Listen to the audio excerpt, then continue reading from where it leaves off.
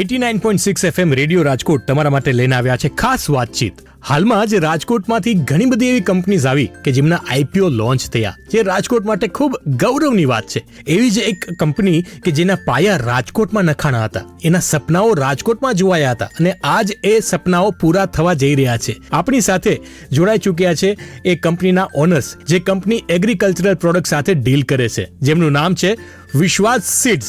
આપણી સાથે જોડાઈ ગયા છે જગદીશભાઈ ગજેરા અને દિનેશભાઈ સુવાગિયા, કે જેમણે એક નાનકડી કંપનીથી શરૂઆત કરી હતી અને આજે એ વિશ્વ ફલક પર પોતાનો ડંકો વગાડવા જઈ રહ્યા છે. 89.6 FM રેડિયો રાજકોટ પર આપનું સ્વાગત છે. વિશ્વાસ સીડ્સનો આઈપીઓ લોન્ચ થઈ રહ્યો છે, એમનું પણ સ્વાગત છે અને એમની વાત કરવા માટે આપણી સાથે એમના ઓનર્સ જોડાઈ ચૂક્યા છે. સર, ખૂબ ખૂબ સ્વાગત છે આપનું. આભાર. Thank you. વિશ્વાસ સીડ્સની વાત કરીએ આપણે સર, તો જાણવું જરૂરી છે કે એ જર્ની શું હતી, શરૂઆત ક્યારે થઈ હતી? અમે 2009-10થી કંપનીની શરૂઆત કરી અને અમારું હેડક્વાર્ટર પણ રાજકોટ હતું અને રાજકોટની જ આ કંપની છે. શરૂઆતમાં અમે હાઇબ્રિડ ક્રોપથી કામ કર્યું. મેં અને દિનેશભાઈ સુવાગીએ સાથે મળી અને વિશ્વાસની સફર શરૂ કરી. ત્યારથી અત્યાર સુધીમાં આજે અમે અમદાવાદની નજીક બાવડા પાસે ભાયલા, કે જ્યાં 7 એકરમાં વિશાળ પ્રોસેસિંગ પ્લાન્ટને એસ્ટાબ્લિશ કર્યો છે, કે જેનું લાસ્ટ ઓક્ટોબરમાં અમે ઇનોગ્રેશન કર્યું અને તેની અંદર અમારી ફેસિલિટીમાં તો વેરહાઉસ છે, કોલ્ડ સ્ટોરેજ છે, 3 પ્રોસેસિંગ યુનિટો છે, લેબોરેટરી છે, વેજીટેબલ્સના રિસર્ચ માટેનું ગ્રીન હાઉસ, R&D ફાર્મ, આ સાથેની ફેસિલિટી છે. ઓકે સર, તો આ કેમ તમે સીડ્સની સાથે જોડાયેલા છો, બીજની સાથે જોડાયેલા છો, તો આ વિચારનું બીજ તમારામાં કોણે વાવ્યું ને કેવી રીતે શરૂઆત થઈ, કે તમને આ વિચાર કેવી રીતે આવ્યો? અમે કિસાન પુત્રો છીએ, તો ખેતી સાથે જોડાયેલા છીએ, તો મનમાં સતત એવા વિચાર આવતા હતા કે આપણે પણ કંઈક ખેડૂતોને સારું બીજ કઈ રીતે આપી શકાય. એ એક વિચારથી સીડ ઇન્ડસ્ટ્રીની અંદર અમે 2009-10માં પગરણ માંડ્યા.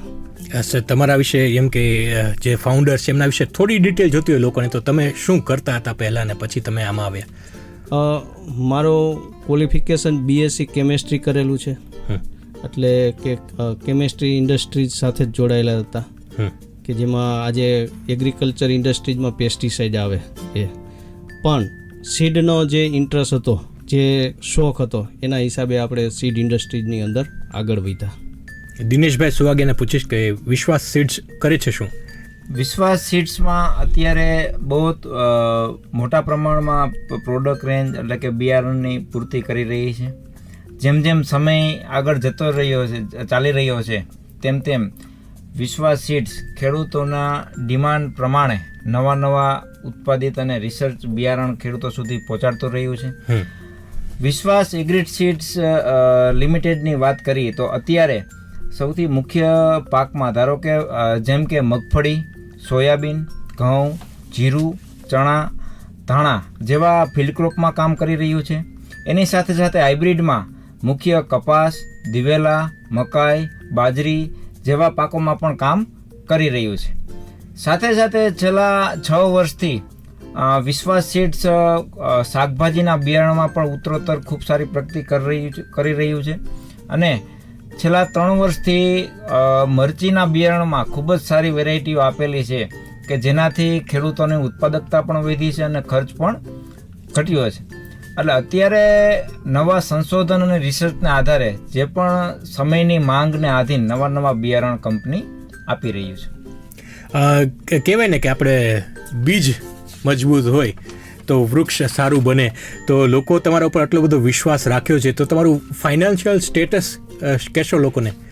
એ રીતે અમારી કંપની ખેડૂતો લેવલે પોપ્યુલર થઈ રહી છે અને દિવસે ને દિવસે જે રીતે વ્યવસાય વધી રહ્યો છે, તેમ તેની સાથે સાથે કંપનીનો પ્રોફિટ પણ વધી રહ્યો છે. આપણે પ્રોફિટને છેલ્લા 3 વર્ષની વાત કરી તો 31/3/2021 સુધી 21ના વર્ષમાં 1,61,60,00,000નો પ્રોફિટ હતો. 31/3/2022ના વર્ષની વાત કરી તો 3,31,00,000નો પ્રોફિટ હતો અને 31/3/2023 સુધીની વાત કરી તો 7,13,00,000નો પ્રોફિટ હતો. ચાલુ જે ફાઇનાન્શિયલ વર્ષ છે 2023-24માં એમાં અડધું વર્ષ એટલે 30 સપ્ટેમ્બર સુધીમાં કંપનીનો પ્રોફિટ 6 કરોડ ને 4 લાખનો હતો. એટલે આ રીતે સતત બિઝનેસ વધવાને કારણે પ્રોફિટ પણ વધી રહ્યો છે.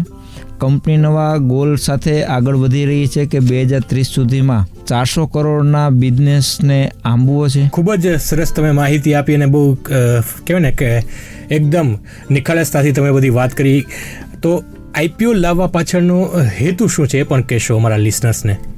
આજે અમે જે તમને પ્રોસેસિંગ પ્લાન્ટ અમારો નવો 7 એકડમાં જે બનાવ્યો છે, તો અમે એક વિઝન 2030નું રાખ્યું છે. તો કે 2030માં અમે 14 આપણા ઇન્ડિયા લેવલે 14 સ્ટેટમાં કામ કરવા જઈ રહ્યા છીએ. 400 કરોડના ટર્નઓવરનો અમે ગોલ રાખેલો છે. પ્લસ અત્યાર સુધી અમે B2C કામ કરતા હતા, હવે અમે B2B પણ કામ કરીએ છીએ.